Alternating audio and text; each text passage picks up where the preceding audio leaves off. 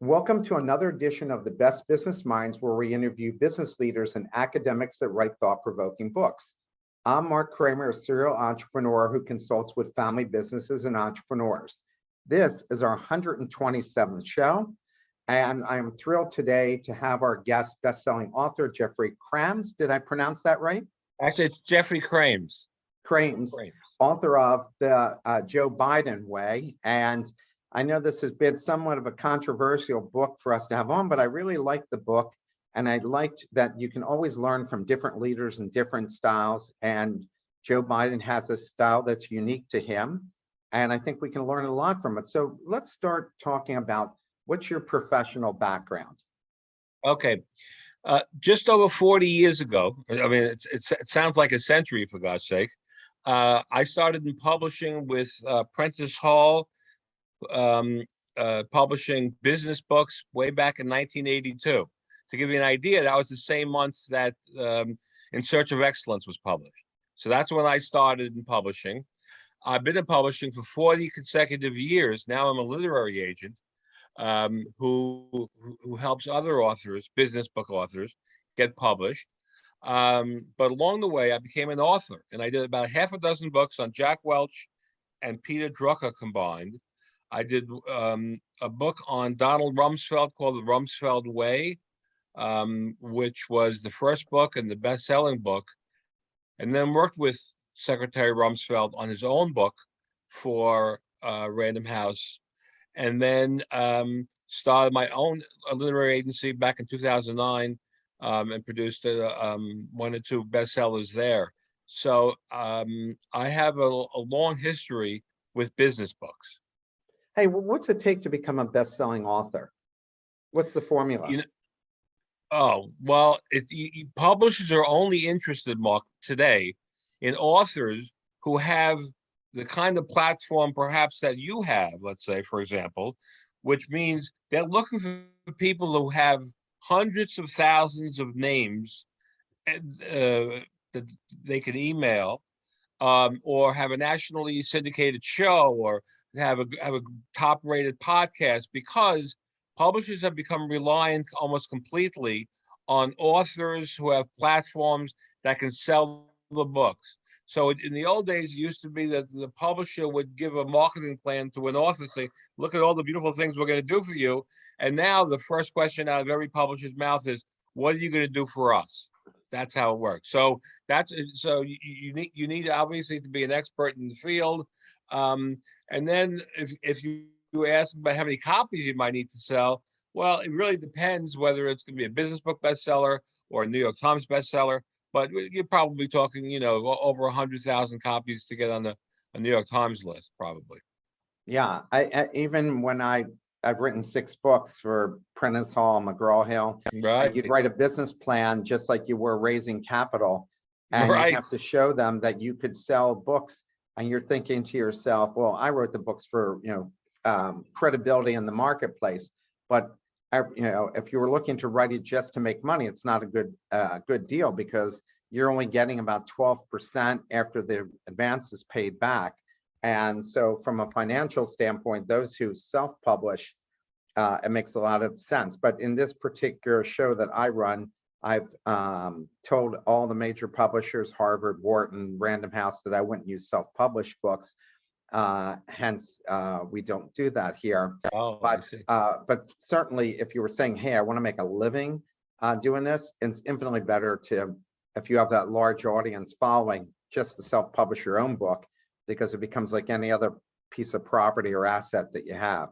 So Absolutely. Interesting that you do that. So why did you write this book? Because I've had a dozen or more people write nasty things to me about hosting a book on Joe Biden's leadership, because they feel like he really lacks as a leader. And I don't want to get into the politics of it, but why did you and it's very unusual for me to get any book that's, and I've been reviewing books for a long time, a book on leadership of a sitting president.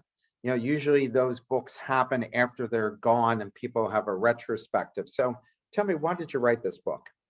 Well, first of all, I made the decision to write the book out of a spirit of, I guess, of euphoria, I guess, for having a new president. And it was the day before January 20th, 2021, before he was inaugurated. I said, I woke up one morning, and this happened 5 years ago when I had the same idea for a different book on Pope Francis, which I did called Lead with Humility. And this book was going to be called Lead with Empathy, because I saw Joe Biden as such a seminal figure when it comes to empathy. And that certainly stood in really marked contrast to predecessors. And I said to myself, this even, and he had many other things going for him, because I followed him very closely for years and years and years since, listen, I was watching the Nixon hearings back in '72 when he beat Caleb Boggs by 3,100 votes when he was a 100-1 underdog, and he's never lost, I think, an election since then. So it's 50 years later. I thought he was going to be a great president, and I wanted to have probably the only business book, a leadership book on him, because most people don't do what I do, and that's all I do is write leader. I just write leadership books, and that's it. And I thought it was very insightful. From the beginning of the book, you wrote about Joe Biden's empathy for people. Do you think he was wired that way, or circumstances related to family events made him that way over time? And how did those events influence him on a professional level?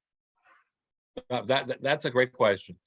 I think that you don't need to be born anything.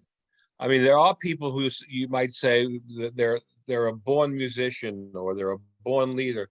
I don't really buy into that too much. Remember, Joe Biden was born right in the middle of World War II, so it is a very serious time. He spent his first 10 years in Scranton, Pennsylvania, obviously, which is very blue collar, before moving to Delaware. So I just saw him as someone who was going to be, I thought, a seminal figure, and someone who came along at the right time, Mark. That's the thing. Had, for instance, there been a president sort of in his mold, a more traditional president that preceded President Biden, then my enthusiasm for doing the book probably would have been far less, and I may not have done it at all. I thought he was the right leader at the right time. The country just seemed to be, we're a 50-50 country, a 50-50 Senate, and I just thought that someone like a Joe Biden was the needed guy, the one who feels for people. And when you mentioned about what happened to him in his life, I mean, imagine this: Christmas of 1972, after he won that election, he lost his wife and his daughter in a car crash. His two sons were in the hospital for over a month. He went to visit them back and forth, Washington to Delaware. So I thought his empathy was just incredible. And then, of course, he lost his son, Beau Biden, back in 2014, 2015. And an interesting aside, the only Republican out of the Senate who came to Beau Biden's funeral was Mitch McConnell, which I thought was kind of as an interesting aside. But it's been his empathy, I believe, is really on full display, starting right out of the gate with COVID. Remember, I mean, we don't, it's amazing how COVID just ruled our lives for so long. And now it's kind of in the back burner. I was in the supermarket this morning, and I see, some elderly people with masks here in Illinois.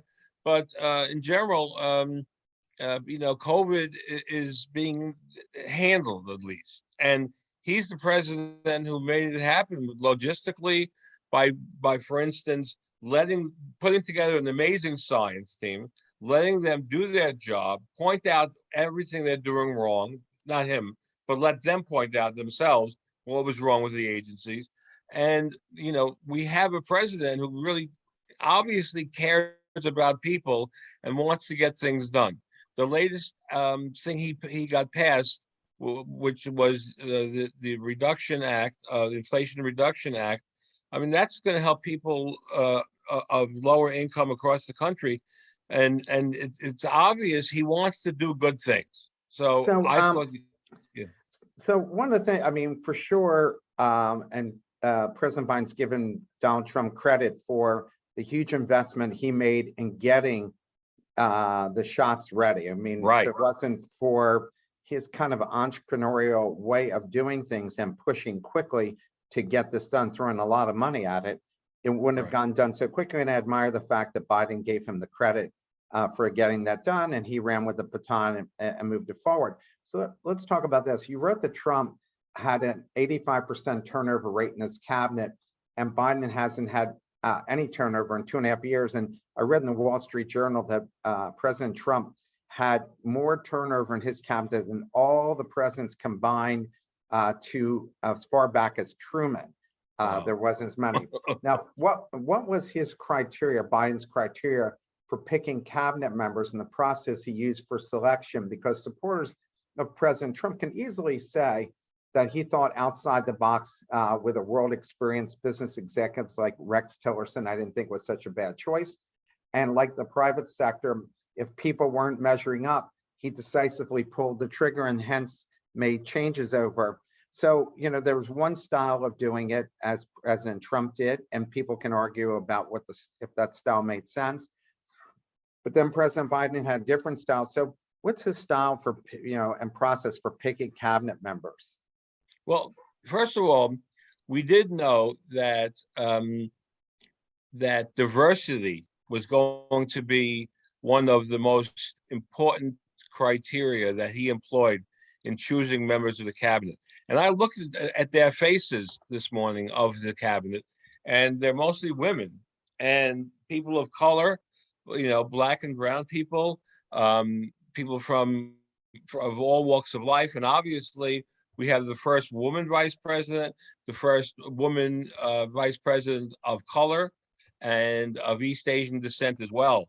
So diversity was very important to him, not only for optics, which is a very important thing for presidents, but optics does not equal leadership. So the key was to be able to employ his love and his vow for diversity while getting the best people he can. And you look at someone like the Secretary of Transportation, Pete Buttigieg. I mean, this man's a brilliant man, Pete Buttigieg, who obviously ran for president himself. The first openly gay cabinet member I believe we've had, maybe I think ever. And so he would basically put together people close to him to help him with these things. That's sort of the Biden way. That is putting together just these amazing teams of people who he knows and trusts. And that's it. If you look at a lot of the people across the board, it's people he's worked with before, whether he was in the Senate. I mean, 36 years in the Senate, you make a lot of friends and contacts. And then, of course, 8 years with Obama. So I believe he attacked it very well. And the proof is in the pudding. I mean, if you have no turnover, I mean, people, can't be messing up every day. So I think the two styles are very interesting. And one more point about you pointed out Rex Tillerson, for example, and I thought that was an interesting decision when it was made. But it seems like politics is the only thing, and presidential politics in particular, is one of the only professions where not having a background in the field seems to help you. If you look at the presidents who got elected, like Obama, he didn't have any experience. He was one term in Illinois as a senator, and he was a union organizer. But he did what many argue was a very good job. So you see really two very different styles. It was just more chaotic under Trump, obviously, than it is under Biden. Biden would put you to sleep, and Trump will wake you up. But I think we all needed some sleep after 4 years of Trump. We needed a little boredom. You mentioned that President Biden believed his cabinet had to be culturally, ethnically diverse. What was important to him, that the message he was trying to send by doing it? And you alluded to that in your last answer. Right. He well, first of all, he made a promise. Actually, he made two key promises here. He promised that his vice president selection, which he made in August of 2020, would be a woman. He didn't say a woman of color, just a woman. And he also promised the most diverse cabinet in history, even more diverse than President Obama's, which is true. And I think that he wanted to make sure that so many different groups were included in his selection because he believes that people of diverse backgrounds would be able to see things and have points of view that are not lockstep one after the other. I always remember, I do remember the Trump cabinet meetings. They didn't look very, very integrated in terms of color and race. And also everyone seemed to have the same shtick, which was to pay homage to Mr. Trump, while Mr. Biden seems to want people who want to pay homage to the Constitution. So you also think that President Biden, when he made his selections, he wanted people who would challenge him, but in a professional way, not Absolutely. to embarrass him, but he needed people who would speak directly to him and challenge him. Absolutely. And but that's leadership 101. If you can't take advice from anyone and you think only I can do it, that's a problem. None of us can do it alone. I mean, all of us stand on the shoulders of giants in one way or another, whether it's in the way we were raised by amazing, like my parents were Holocaust survivors. So I'll tell you, they injected me with a ton of humility, being Holocaust survivors. And so I just think that, again, Biden was the right guy at the right time. I thought it was interesting that President Biden said he needed a Republican Party that was principled and strong. Why did he say that, and what can business leaders learn in terms of that related to their own competition? Very good. Biden is, as a 36-year member of the Senate, is what they call an institutionalist, which is a term that sometimes people say institutionalist that can't sound more boring. That obviously your audience knows that he believes in everything from the intelligence agencies to FBI, and in that recent speech that he gave, which I thought was quite compelling. He talked about how America is basically under threat of losing its democracy. A democracy is no longer guaranteed, and as a result, it's like a call to arms he delivered, because I think this is the first time, like I was born, I guess, a baby boomer, and this is the first time I really have felt in my entire life that democracy is no longer a given. I thought it was. We all thought it was. And now, apparently, with the way these votes are happening and selections are being made at some of the federal levels, I think we're facing some unprecedented times, even now, going forward. Especially. Yeah, I think politicians, leaders on both sides, have let the public down to where this lack of trust has totally hurt the corporate America, in a sense. It's like being in a company where all of a sudden you don't trust the leadership anymore, and hence there's anarchy. As you mentioned, President Biden seems to always come across as optimistic. How important is it for a leader to come across as optimistic, especially in the face of adversity?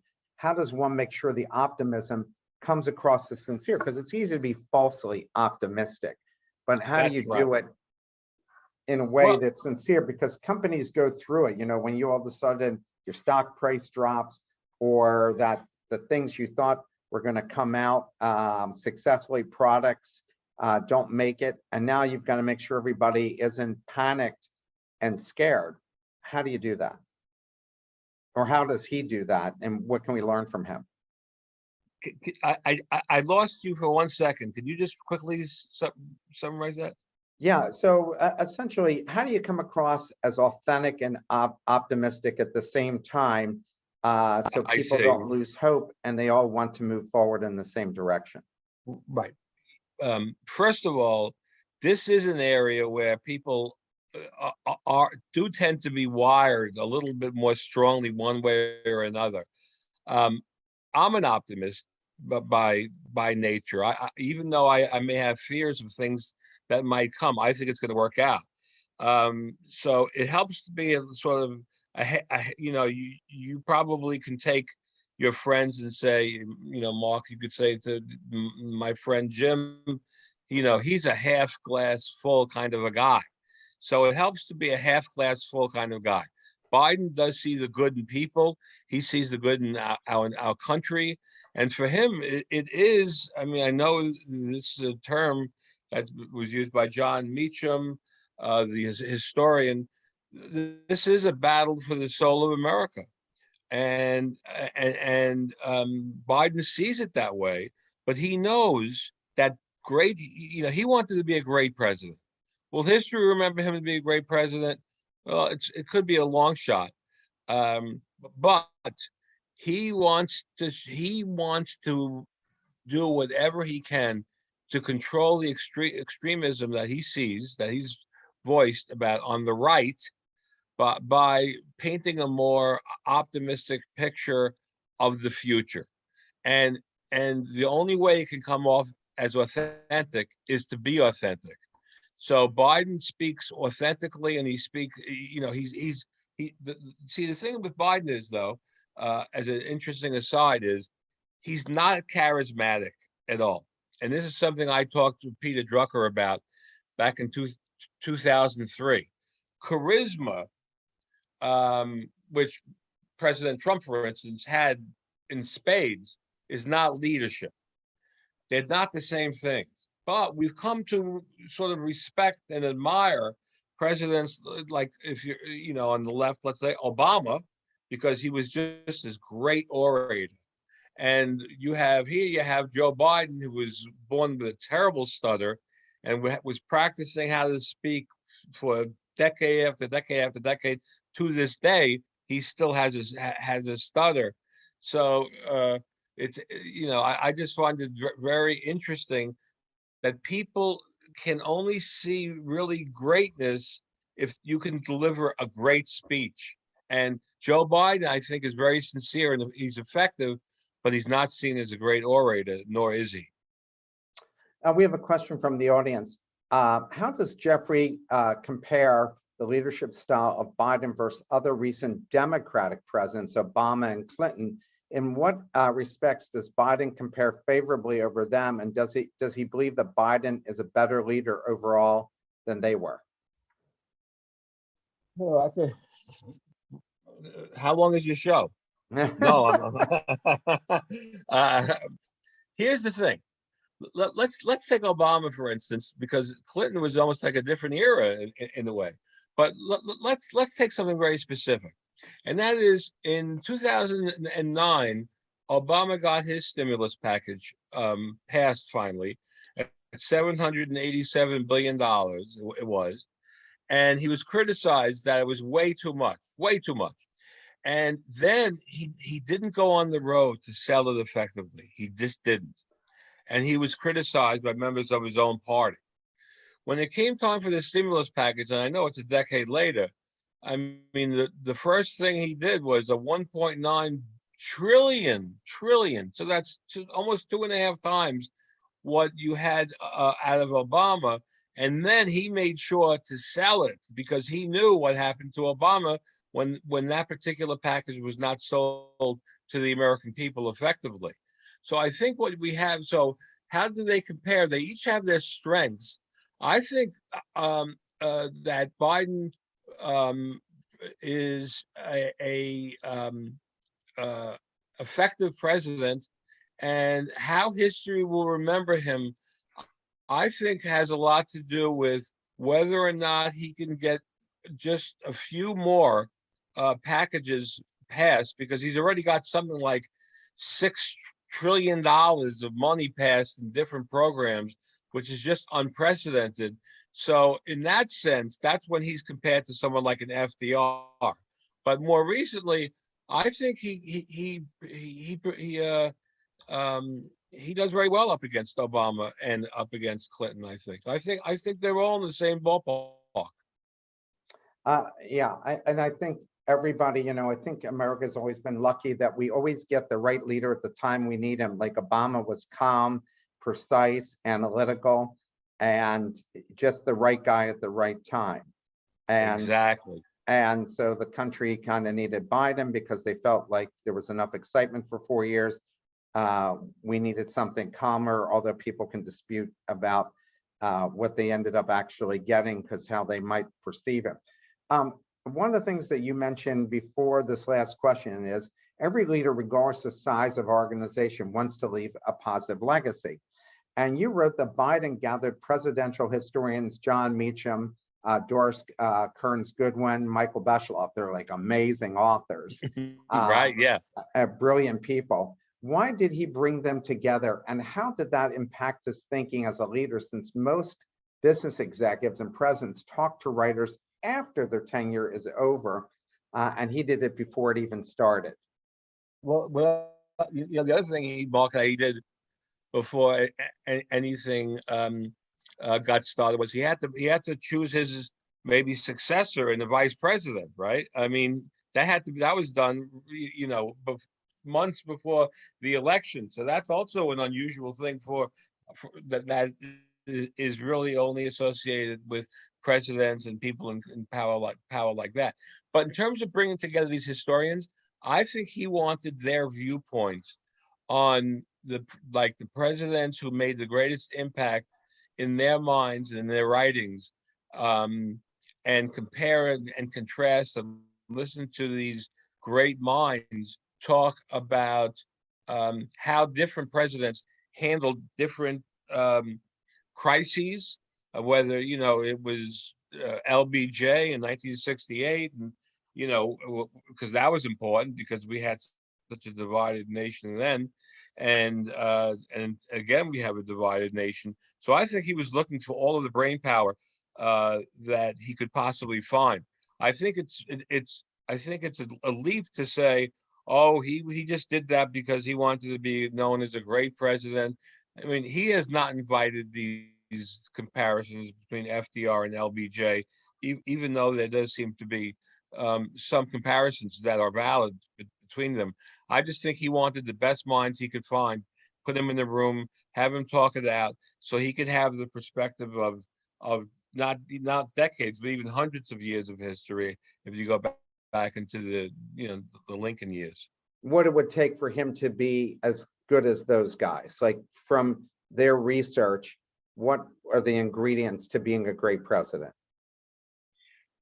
When you say that's what he was looking for, I believe. I don't know how much was. I didn't find a great deal of information about what came out of that meeting, but that's what I think. It's my opinion that he was looking for what could he do, what has great presidents, what have they done, and I think that might have put him even more firmly, Mark, on a path to focus on legislation, which is what he did. He has focused his presidency on his getting as much, when people say, presidents, they don't get anything done. Well, he got stimulus, and then he got this one, and then he got, and we didn't even mention the only, what do you call it? Not bi-coastal. When you get a Republican and Democrats together in the $1.2 trillion infrastructure plan. I mean, under previous presidents, there was always a joke. It was going to be infrastructure week, or it was going to be an infrastructure bonanza. Nobody got it passed, but with a 50-50 Senate, he got a bipartisan bill passed, which may be his greatest achievement today. So let's go back a little bit. You had wrote that President Biden was his cabinet was 55% non-white, 45% women, and there was a chapter on this about focusing on quality of leadership and not optics. But it seems that optics played a big role, which you talked about before, which is no different than major companies looking to do the same. Every major company is looking to put people of color and women into positions and show what they're able to do and let people know that we have diversity in experience and background and culture. Why do you think this was smart, and what should leaders take away from his decision that would be useful for business and nonprofit organizations? Because as a leader, do you make those who weren't chosen, because this has been a problem and why people get upset, aren't chosen, who may have had the same or better credentials than those that were chosen, because they feel like, hey, I'm being penalized, especially white males who aren't chosen. This is like when a company takes over another company, and talented people in that company who were taken over feel like, shoot, I'm being overlooked and penalized because I was the company, the people in charge before, and now I don't have a role and I can't seem to get a role here. So what do we learn from this, and what can companies do to make sure people feel like they're not being excluded and it is inclusive for everybody? Or is there just going to be winners and losers?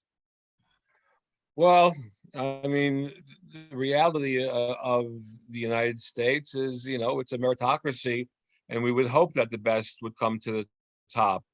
But yes, you're right. There are going to be people, and white males in particular, who feel passed over when they might have been more qualified. I think you have to accept some criticism and some downside if you are going to stick to a principle that you have promised to make the cornerstone of your people selection process. And this goes back to Good to Great. When Jim Collins in Good to Great said, the key is to first get the right people on the bus. Well, Mr. Biden wanted that bus to look like America. He wanted people of color. He wanted women. I think he felt that women and people of color have been punished for a few hundred years. I mean, it's only been 105 years, I think, about since women got the vote.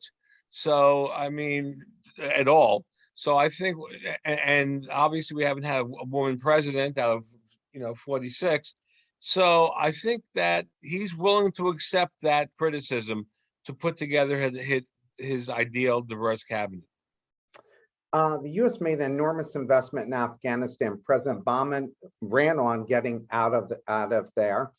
President Trump put a plan in place to leave in his second term. President Biden actually executed the plan and left.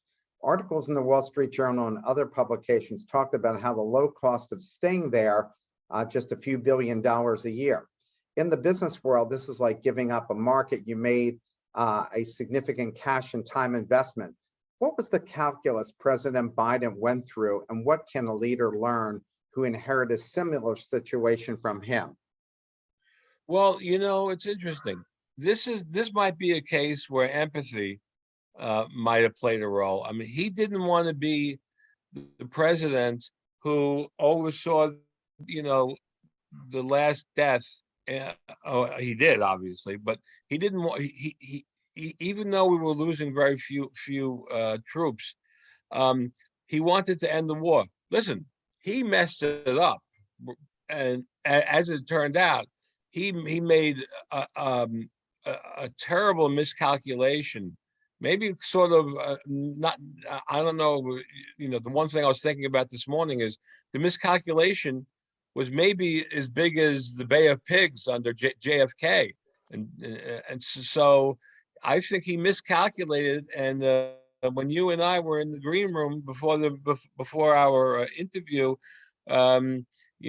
we talked about Afghanistan, and I thought you had some very interesting points about it, and I think no one foresaw that the Afghanis would just drop their arms. I mean, it's the exact opposite of what we're seeing in Ukraine. The Ukrainians are fighting tooth and nail for every single inch of their country. And David Petraeus, as you pointed out, is somebody who said that the Ukraine is going to win hands down this thing, and but the way I mean Ukraine, but the way Afghanistan was handled on the way out, he didn't anticipate that it would take like 9 days for everyone to lay down their arms, and that's what led to those horrific pictures and realities. But he did it after that. He did something unprecedented and amazing that'll totally be forgotten in history, and that is he got 120,000 people out in a few days. So that was quite amazing that he got that many people out of Afghanistan. But it was, I think, his greatest mistake, the way it was handled, the greatest mistake he's made thus far, I believe. Yeah, and lots to be learned about that.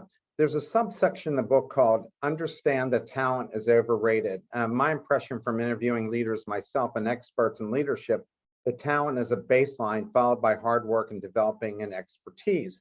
That said, 5 of the last 6 presidents were Ivy League grads, and President Biden was a state school grad.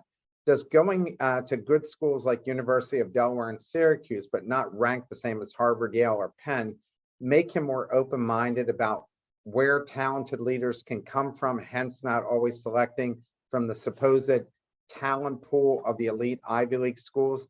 And what can leaders learn from this? Yeah, I think leaders could learn not to get too hung up on, and I think we're going to be seeing this going forward.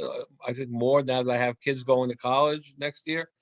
You know, going to a state school, and I did SUNY Albany in New York, does give one a feeling of being among people just like you. And I think that was his case. And then he went to Syracuse Law, so that's also not an Ivy League school. But I think the bigger thing in terms of experience and how you might choose people has to do more with what Malcolm Gladwell wrote about, which I talk about in the book, the 10,000 hour rule, which basically says that to be amazing at anything, I mean, amazing like the top 0.1%, say, the Jerry Rices in football, the Steve Jobs. When he went back and did some research, actually the research was based on research from K. Anders Ericsson from 1993, but it took 10,000 hours for these musicians in Europe, these violinists, to become amazing and at the highest level. So I think that I was trying to make the point that Biden, 36 years in the Senate and 8 years as vice president, 50 years almost in politics, that'll serve him well. He's got 60,000 hours of experience behind him. And that's another reason that goes back to one of your original questions. Why did I write the book? I thought his 60,000 hours of practiced politics was going to make him the only man who could get things past, say, Leader McConnell and succeed on the grand level from a legislative perspective. And that seems to be coming true more so this week now with this latest one than a month ago even. The American public are like shareholders, and our partner countries are like stakeholders. When things aren't going well, as they haven't been this year, with the stock market significantly down, interest rates are up, and the divide in the country hasn't been mended, how does a leader present a reality that everyone can agree on and work to a common goal of fixing those problems? Well, that's a great question, because you're right. I mean, every nation that has any media or any access to media watches America. America is sort of a model, at least a model democracy. And for instance, it's interesting you mentioned the stock market. This stock market, for example, has been on a tear. Think about this, Mark. 2009, the Dow was basically at 6,500. Now we're 31, even we're down 20%, and we're still at 31,000 from 2009. So in a dozen years, we went up 550% in the stock market. So we're what's known as the cleanest, dirtiest shirt in the hamper, meaning that's where people want to put their money in America. They trust America. The T-bills and stuff is still owned by China, $1 trillion. America is still the model, despite the problems, despite it all. At least under a Joe Biden, we know what we're getting. Whether you like him, you hate him, agree with him, or disagree with him, you're not going to wake up every day with the feeling of, oh my God, what happened last night? What was tweeted, and now we're going to war. So we don't have that anymore, and I think that Biden is keenly aware on America's role. I mean, he dealt with I think he visited 136 nations while being in the Senate. So he's keenly aware, and he has people who are friends to him who lead other nations, particularly in Europe. So I think he's actually doing a fine job. But it's going to take some time. It's going to take time, and we're going to have to see how things play out. Typically, when a CEO retires or loses the battle to keep their job, they usually don't comment on their successor, and that's always been a rule with U.S. presidents, but that's changed as well with the last president. How should new and current leaders handle criticism from their successor without looking petty and defensive? Well, first of all, let's go back to your original assumption. Presidents tend not to comment on their predecessors, although the last Biden and Trump are the two who have, for instance. And that's an issue. But here's the interesting thing about Biden. During the campaign, late in the campaign, he was asked a question about Trump, and he said, listen, for 4 years, all we did was talk about Trump. I want to talk about the American people. And then he worked for months and months trying in every speech never to mention Trump's name. And only recently, and especially with that speech he made a few days ago, where he spoke of the extremism. I mean, it is an extremism on the right. Not all Republicans, in fact, not the majority of Republicans, but it is Trump's party still. So this is such a unique situation where a president has been defeated. In history, there's no president who's been defeated who's held sway over the party like this. It's still Trump's party. And what's going to happen is going to be no matter how it plays out, it's going to be fascinating to see. I can't wait to see what happens.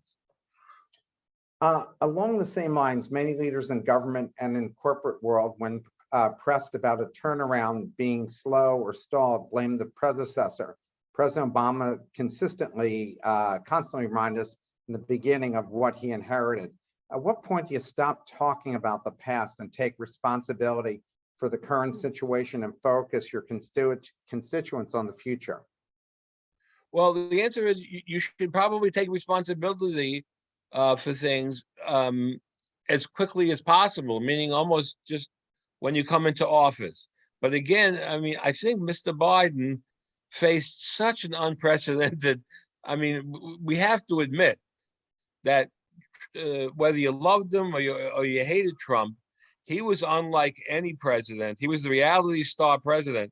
No one ever expected that in their lifetimes.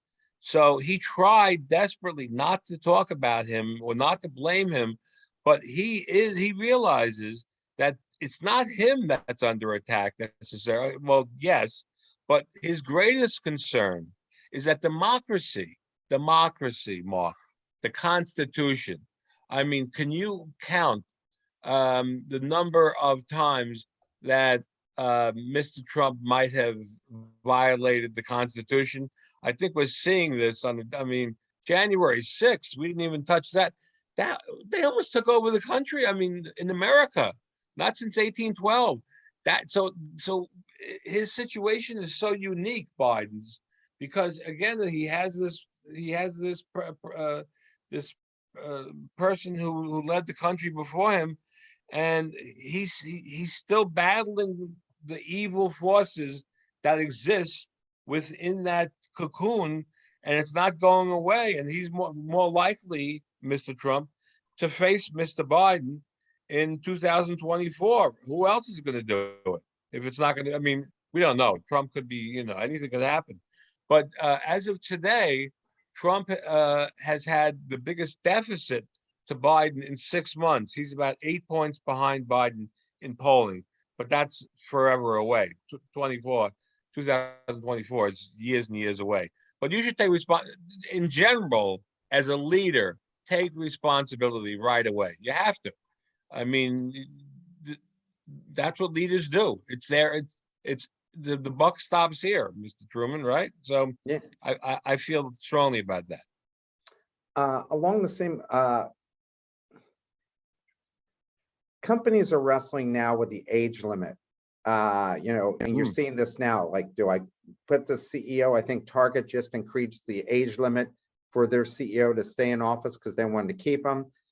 President Biden is the oldest president in the history of the country. And I just saw a poll by CBS where elderly people think there should be a age limit on somebody running anything, which is interesting. It's not to say 100%, but the vast majority of 77% in the CBS poll feel there should be an age limit. So what's your take on that for both running the country and running a company? I mean, should there be an age limit to it? I mean, Rupert Murdoch must be close to 90 and he's still running his company on a day-to-day basis with support. And Summer Redstone ran his company into his 90s as well. And there've been a bunch of these. So what's your take on that, and what should companies think about as well? Well, it's that's another question that Peter Drucker had talked about, because he said, now that we're living as long as we are, the whole sort of retirement at 65, that was 50 years ago. That's not today. Today, people need to work much longer, and they much plan for longer lives and all of that. I do not believe there should be an age limit. I believe that if somebody is Ronald Reagan was the oldest president at that time, I believe. But if somebody is capable and people want to vote for him or her, especially her, it would be nice to have a woman president after all this time. I think that there should be no age limit. And in companies, I think that's an individual sort of question. I think it depends what kind of company it is. I mean, if it's really a company driven by intellect and human knowledge and not so much technology and robots, I think people of years have a lot to contribute. I mean, I just turned 61, and so I'm the same age. Yeah, you're 61. yeah. You look like you're 42, you son of a gun. I want to know Thank you for who saying your that. I want your beautician, for God. You lend him to me. But yeah, I think people have to work longer. I mean, because what are you going to do with yourself if you don't work longer, for God's sake? And like I said, I think let's have Americans have done a pretty great job of choosing presidents over the years. And I think you put your finger on it, especially when they always seem to use what I call the pendulum effect. If we have one kind of president, they're going to vote in a different kind of president 4 years later and stuff. So, so under that sort of thing, depending upon, let's say Mr. Biden decides for some reason not to run, even though he says he would run, we're probably going to end up with somebody far younger, I would imagine, than either he or Mr. Trump, who's also right up there in years, because we always seem to go with the opposite of what we just had. How does President Biden manage his own shortcomings, and what can leaders learn from him about that? Is he very self-effacing? I think being very self-effacing goes so far.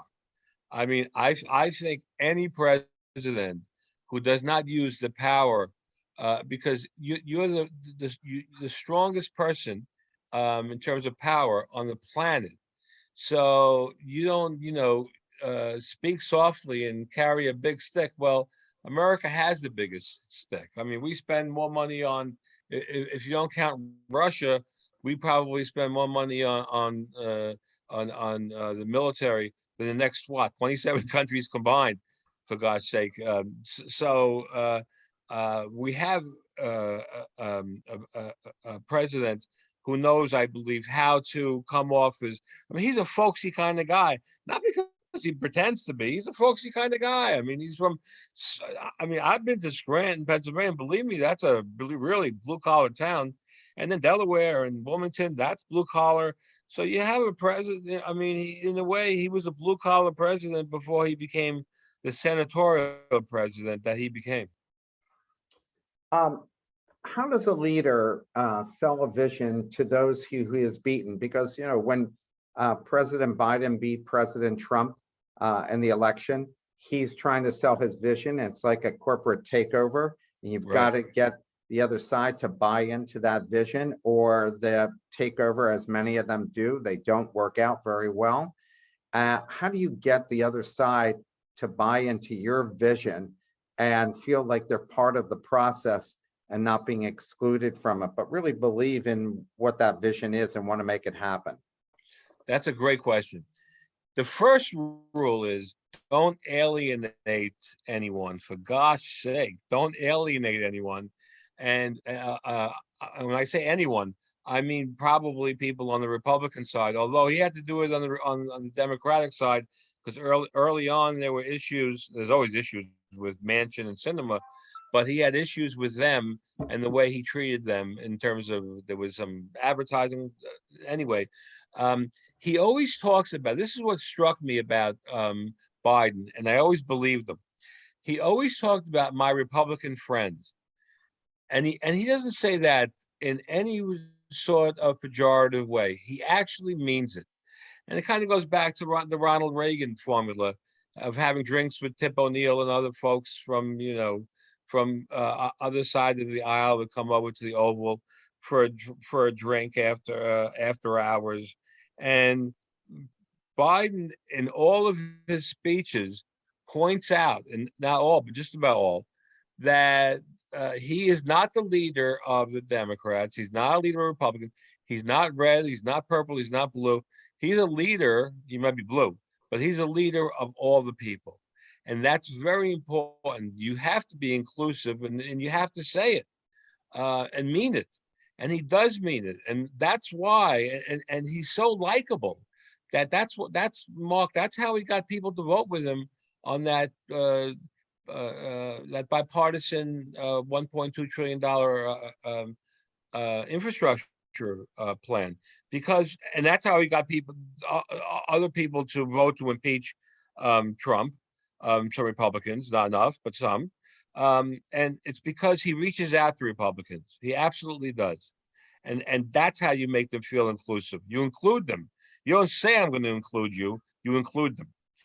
And that means not only does he do it, but he gets people like Chuck Schumer in the Senate to do it, and Nancy Pelosi to do it. So he has a good team in place. But as you pointed out in your previous question, these people like Chuck Schumer and Nancy Pelosi, I mean, they're going into their 80s, I think, pretty soon. So we're going to see a big change. Yeah, we're going to see a big change in leadership, which is going to be very interesting and very exciting to see what happens.